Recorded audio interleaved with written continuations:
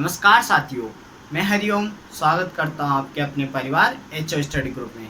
देखो साथियों, आज हमारा टॉपिक परागण अर्थात पोलिनेशन रहेगा। यह क्या होता है, कितने प्रकार का होता है और इसके उदाहरण क्या है, इस पर हम आज विषय चर्चा करेंगे। सबसे मोस्ट इम्पोर्टेंट परीक्षा में इसके उदाहरण पूछे जाते हैं, उनको मैं आपको फैक्ट व ट्रिक के जरिए याद करा दूंगा। अगर आप हमारे चैनल पर नए हैं तो चैनल को सब्सक्राइब कीजिए, बेल आइकन को प्रेस कीजिए, वीडियो को लाइक करें व लास्ट में कमेंट करके बताना कि वीडियो आपको कैसी लगी साथियों, और अपने दोस्तों तक इसे जरूर शेयर करना। देखो, सर्वप्रथम हम चर्चा करते हैं कि परागण क्या होता है। परागण साथियों, नर बाग का मादा बाग पर जाना। किसका? तो पराग कणों अर्थात पोलन ग्रेन का नर बाग से मादा बाग पर जाना क्या कहलाता है साथियों? तो यह पोलिनेशन प्रक्रिया अर्थात परागण प्रक्रिया कहलाती है साथियों। इसको मैं आपको चित्र के जरिए भी अभी बता दूंगा। यह कितने प्रकार का होता है? तो यह 3 प्रकार का होता है, स्वपरागण, परपरागण व बहुधा परपरागण के 2, या उसे प्राय परपरागण भी कहते हैं। इसको कहते हैं ऑटो पोलिनेशन, इसको कहते हैं क्रॉस पोलिनेशन, इसको कहते हैं ओपन क्रॉस पोलिनेशन। ठीक है साथियों, 3 प्रकार के होते हैं और इसके उदाहरण सबसे मोस्ट इम्पोर्टेंट होते हैं। अब स्वपरागण किसे कहते हैं, परपरागण किसे कहते हैं, व प्राय परपरागण किसे कहते हैं? जो जिन पुष्पों में साथियों क्या होता है, एक ही पुष्प में, जैसे एक ही पौधे में क्या होता है, नर व मादा भाग उपस्थित होते हैं और उसके ही पोलन ग्रेन उसके पुष्प को फर्टाइल निषेचित कर देते हैं। यह प्रक्रिया क्या कहलाती है? जब एक ही पौधे में होता है तो इसे स्वपरागण कहलाते हैं। जब पौधे क्या होता है, नर व मादा भाग अलग अलग पौधों पर उपस्थित होते हैं, तो इधर नर भाग का परागकण मादा भाग के वर्तिका पर आएगा, तो इसे क्या कहेंगे साथियों? हम पर परागण कहते हैं। साथियों, कभी कभी क्या होता है, एक ही पौधे में नर व मादा भाग भी उपस्थित होते हैं, किंतु कभी तो स्वपरागण हो जाएगा, किंतु कभी पर परागण हो जाएगा। इसे हम क्या कहेंगे? प्राय पर परागण कहेंगे। इसको कहेंगे ओपन क्रॉस पोलिनेशन। अब साथियों, मैं आपको ये यहाँ पर समझा देता हूँ। जैसे साथियों, परागण क्या होता है पहले तो हम ये देखते हैं। तो साथियों, एक पुष्प का चित्र बना देता हूं मैं, ताकि आपको क्या है उसके जरिए समझ में आ जाएगा साथियों। जैसे साथियों, एक पुष्प का जनरली मैंने छोटा सा चित्र बना दिया है। जैसे साथियों, एक ये पुष्प है। अब आपको क्या है, आपको आसानी से समझ में आ जाएगा। यहाँ से ये मादा भाग है साथियों। अब इस पे क्या है, अगर इसी पे ये नर भाग है, अगर एक ही पुष्प पर नर भाग रहेगा, पहले परागण हम देख लेते हैं साथियों। क्या होता है, ये मादा भाग है, ये अंडाशय वगैरह है, ये वर्तिकाग्र है साथियों। क्या होता है, जब ये परागण अंकुरित हो जाते हैं तो ये क्या होता है, नीचे गिर जाते हैं और ये कहाँ पर आ गए, वर्तिका पर आ गए। और यहाँ से होते हुए वर्तिकाग्र में होते हुए ये क्या होते हैं साथियों, यहाँ पर आ जाते हैं। यहाँ पर क्या होता है, ये अंड कोशिका, साय कोशिका ये पाए जाते हैं साथियों। तो इसमें आकर यह पर अंकुरित हो जाता है, यहाँ पर फिलिफॉर्म तंतु पाए जाते हैं। तो ये नर भाग का मादा भाग पर आना क्या कहलाता है, परागण अर्थात पोलिनेशन कहलाता है। जनरली ये एक ही पुष्प में होता है, जैसे इसी पुष्प में हुआ, तो ये क्या कहलाएगा, ये स्वपरागण कहलाएगा। अब देखो साथियों, जैसे ये 2 पुष्प है, 2 पौधे हैं। अब जैसे नर भाग इसमें है, नर को हम साथियों इससे डिनोट करते हैं और मादा को किससे करते हैं, इससे। ये चिन्ह आपने बचपन में पढ़ा होगा। नर भाग को कैसे करते हैं, हम ऐसे इंडिकेट करते हैं, मादा को ऐसे करते हैं। जैसे ये नर भाग का पुष्प मान लो साथियों और ये मादा भाग का पुष्प मान लो। अब क्या होता है, जैसे इसके परागकण, नर भाग के परागकण मादा वर्तिकाग्र पर आएंगे, तो इसे क्या कर देंगे साथियों, हम इसे पर परागण कर देंगे। अगर एक ही पुष्प में होगा तो उसे स्वपरागण कह देंगे। अब कभी कभी क्या होता है, एक ही पौधे में स्व भी हो जाता है और पर परागण भी हो जाता है, उसे हम बहुधा पर परागण या ओपन क्रॉस पोलिनेशन कहते हैं। अब देखो, कुछ चीजें मैं आपको यहीं पर बता देता हूँ। जैसे स्वपरागण होता है, इसको कौन कौन पौधे प्रेरित करते हैं?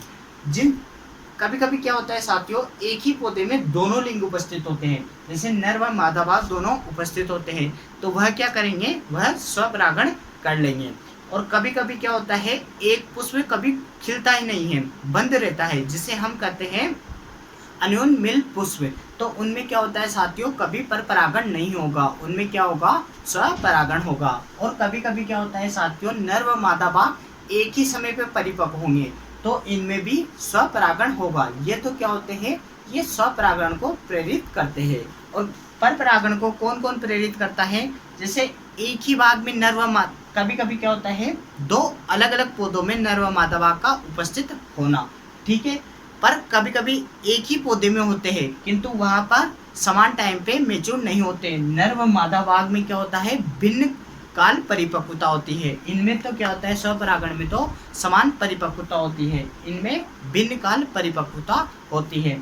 इनमें क्या होता है, अगर स्वपरागण होगा, पर परागण के लिए क्या होगा, अलग अलग पौधों पर पुष्प उपस्थित हो रहेंगे, तो वह भी पर परागण को इंडिकेट करेंगे। तो ये साथियों आपको याद रखना हो तो रख लेना, नहीं तो कोई बात नहीं है। अब देखो पर परागण व स्वपरागण आपको समझ में आ गया होगा। अब मैं आपको इसके जो कि परीक्षा में पूछे जाते हैं, मोस्ट इंपोर्टेंट होते हैं, उदाहरण बताऊंगा। देखो परागण को हमने 3 भागों में बांटा है। स्वपरागण मैंने आपको बता दिया कि एक ही पौधे में जब 2 बाग उपस्थित रहते हैं और एक ही पौधे का परागकण उसी पौधे के वर्तिकाग्र पर चला जाता है। अन्य पौधे में होते हैं तो पर परागण जिनमें दोनों, कभी कभी स्व आ जाता है, कभी कभी पर परागण होता है, तो उसे प्राय बहुधा पर परागण कहते हैं। स्वपरागण इसके 3 प्रकार देखेंगे। स्वपरागण इसे कहते हैं हम ऑटो पोलिनेशन, इसे कहते हैं बहुधा पर परागण, बहुधा पर परागण या प्राय पर परागण। और इधर देखो, इधर है पर परागण। देखो आपको वैसे तो समझ में आ गया होगा। अब देखो इसे कहते हैं ऑटो पोलिनेशन, इसे कहते हैं ओपन क्रॉस पोलिनेशन,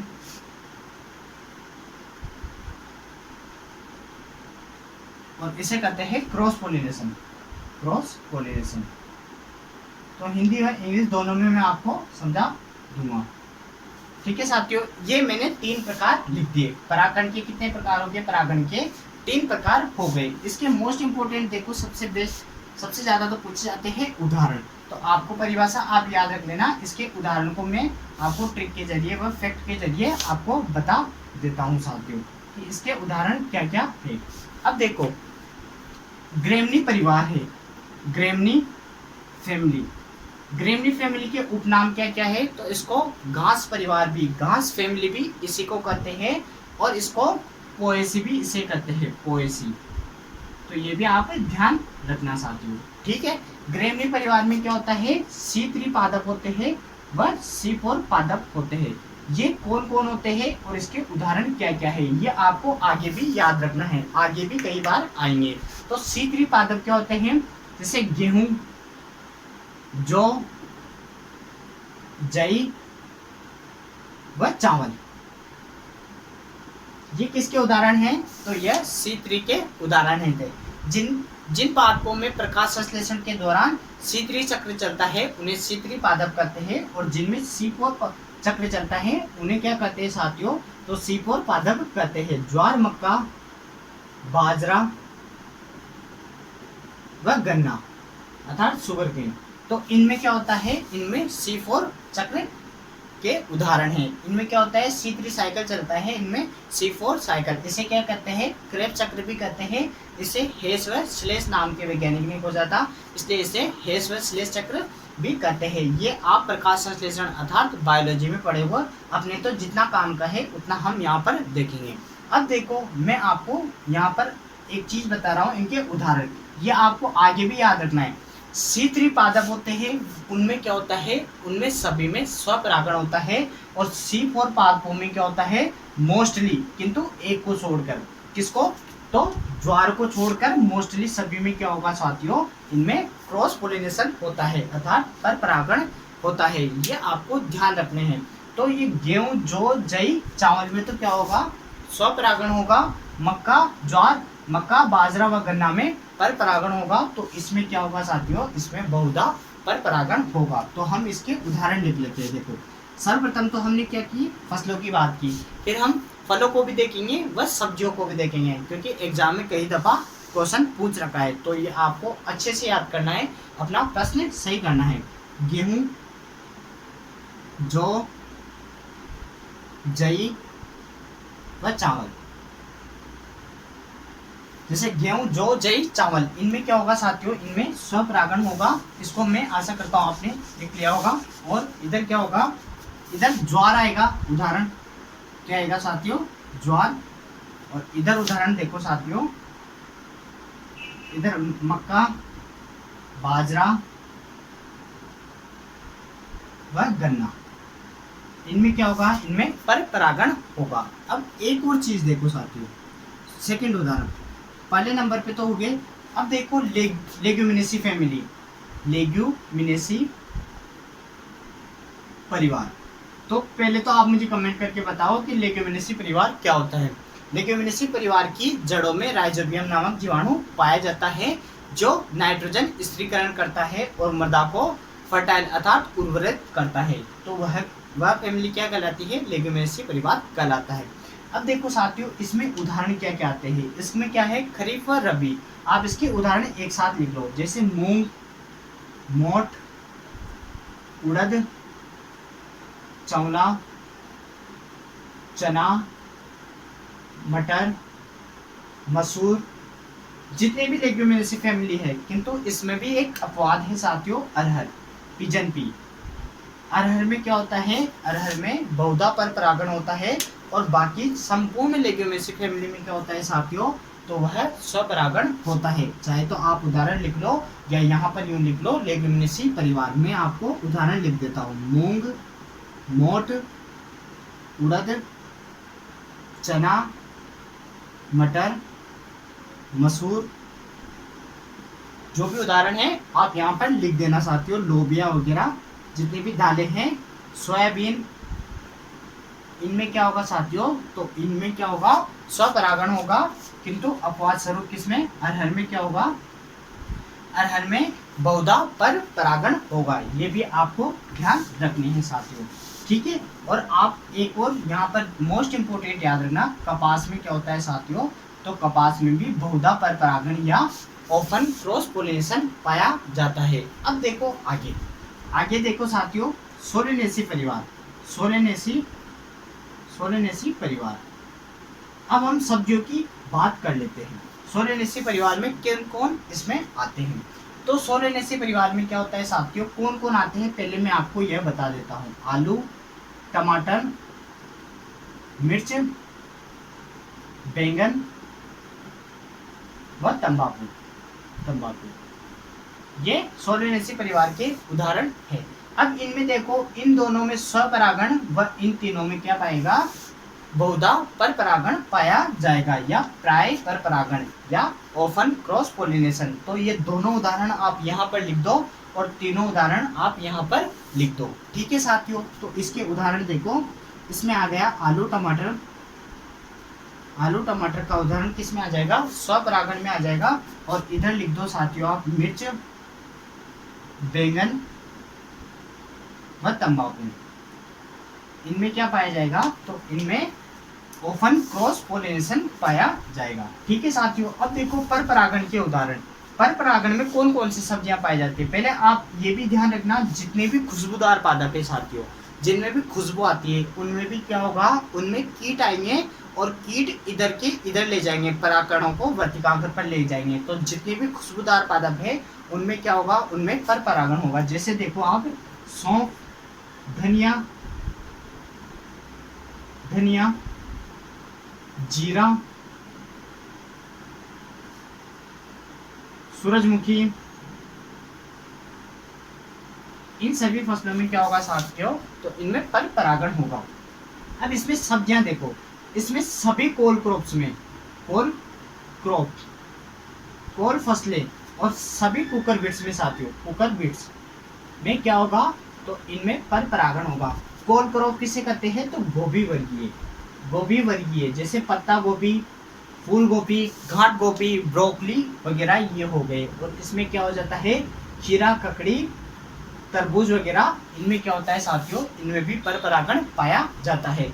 तो ये फल सब्जियों के उदाहरण हो गए साथियों। अब देखो स्वपरागण और किन में, फलों में देखो, फलों में किन किन में पाया जाता है। तो लगभग सभी फलों में देखो साथियों, लगभग सभी फलों में क्या पाया जाता है, पर परागण पाया जाता है। किंतु अंगूर में क्या पाई जाती है, एक संरचना कैलिप्ट्रा।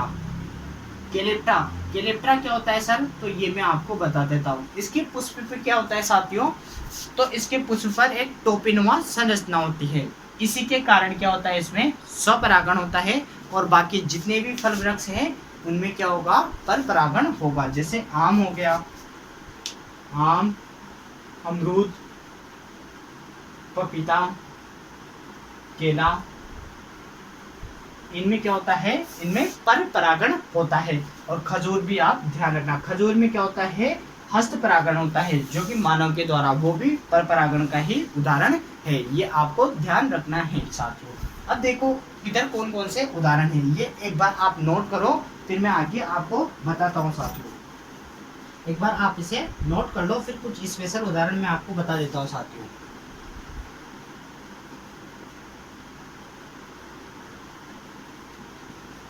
एक बार आप इसे स्क्रीनशॉट खींच लो साथियों, फिर मैं आपको 2-3 उदाहरण बता देता हूँ, फिर हमारा यह खत्म हो जाएगा। आशा करता हूँ साथियों कि आपने यह नोट कर लिया होगा या स्क्रीनशॉट खींच लिया होगा। अब मैं इसे मिटा देता हूँ। अब देखो साथियों, ये हमारा लगभग खत्म हो गया। 1-2 उदाहरण आप इसको लिख लो, वैसे ये पूछ लें या नहीं पूछे। बंक गेहूँ है साथियों, बंक गेहूँ नहीं, सॉरी साथियों, यहाँ पर आएगा टिट्री केल व जूट एक फाइबर क्रॉप है। टिट्री केल क्या है, प्रथम मानव निर्मित खाद्यान्न फसल कौन सी है, तो टिट्री केल। यह आपको कभी मैं जब इसको पढ़ाऊंगा तो यह प्रथम मानव निर्मित खाद्यान्न फसल है टिट्री केल, यह आपको ध्यान रखना है साथियों। तो आपको ये जनरली सारे मोस्ट इंपोर्टेंट जितने भी उदाहरण हैं इसको मैंने क्या है यहाँ पर लिख दिए हैं। एक बार आप इसे वापस से रिवाइज करा रहा हूँ कि परागण क्या होता है, नर भाग का मादा भाग अर्थात वर्तिका पर जाना। परागकणों का वर्तिका पर जाना क्या कहलाता है, परागण कहलाता है। 3 प्रकार का होता है, स्वपरागण, पर परागण व प्राय पर परागण। ठीक है, ऑटो पोलिनेशन, क्रॉस पोलिनेशन व ओपन क्रॉस पोलिनेशन। इनमें क्या होता है, लेस देन 5% क्रॉस पोलिनेशन अर्थात 5% से कम भाग पर परागण होगा तो वह क्या कहलाएंगे, स्वपरागण कहलाएंगे। जिनमें इनमें क्या होता है 5 से 25% पर परागण होता है, 5 से 25% पर परागण होता है, उनमें क्या कहलाता है, बहुधा पर परागण या ओपन क्रॉस पोलिनेशन कहलाता है। और जिनमें क्या होता है साथियों, मोर देन 25% क्रॉस पोलिनेशन होता है अर्थात 25% से अधिक पर परागण होता है तो वह पर परागित फसलें कहलाती है। अब इसके उदाहरण देखो, ग्रेमनी कुल को 2 भागों में बांटा हमने साथियों, एक तो C3 एक C4। C3 पूरा इधर आ जाएगा, C4 इधर आ जाएगा, सिवाय ज्वार के। ठीक है, ज्वार के साथ आपको कपास भी याद रखना है। पूरा लेग्यूमिनेसी परिवार इधर आ जाएगा सिवाय अरहर के, तो अरहर को आपको यहाँ पर याद रखना है। फिर देखो साथियों, सोलेनेसी परिवार में आलू टमाटर इधर आएगा और बाकी मिर्च बैंगन तंबाकू में क्या आ जाएगा, बहुधा पर परागण आ जाएगा। सभी फल वृक्षों में पर परागण पाया जाता है सिवाय अंगूर के। अंगूर में क्या पाई जाती है, इसमें कैलिप्ट्रा नाम की संरचना पाई जाती है। और बैंगन में भी आप याद रखना चाहो तो हेटेरोस्टाइल नाम की संरचना पाई जाती है, जिसके कारण क्या होता है, बहुधा पर परागण होता है। कभी मैं आपको बैंगन पढ़ाऊंगा तब बता दूंगा। अब देखो साथियों, पर परागण में जिनमें भी खुशबू आती है, सभी जिन पादपों में खुशबू आती है तो वहां पर क्या होंगे, कीट आकर्षित होंगे, वह कीट परागकणों को इधर उधर ले जाने का काम करेंगे, जिससे सौंफ, जीरा, धनिया, सूरजमुखी वगैरह ये आ जाएंगे। जितनी भी कोल क्रॉप्स रहेगी अर्थात गोभी वगैरह, पत्ता गोभी, फूल गोभी, गांठ गोभी, ब्रोकली वगैरह ये हो जाएगी। इसमें क्या होगा साथियों, इनमें पर परागण होगा। जितने भी कुकुरबिट्स रहेगी जैसे खीरा, ककड़ी, कद्दू वगैरह ये जितनी भी हो जाती है साथियों, इनमें क्या होगा, वाटरमेलन वगैरह, इनमें क्या हो जाएगा, इनमें सभी में पर परागण हो जाएगा। और देखो साथियों, लगभग सभी फल वृक्षों में क्या होता है, पर परागण होता है आम, अमरूद, पपीता, खजूर वगैरह। खजूर में आप याद रखना चाहो तो खजूर में क्या होता है, हस्त पर परागण होता है, हाथों के द्वारा इसमें पर परागण कराया जाता है। खजूर अनुसंधान संस्थान बीकानेर में है, ये भी आप ध्यान रखना। तो साथियों ये हमारा परागण का टॉपिक पूरा खत्म हो गया। आशा करता हूँ कि आपको यह समझ में आ गया होगा और आप इसे कमेंट करके ज़रूर बताना कि आपको वीडियो कैसा लगा और आपके लिए उपयोगी है या नहीं, और इसके फैक्ट बताए हैं तो आप क्या है उदाहरण को भूल नहीं पाओगे।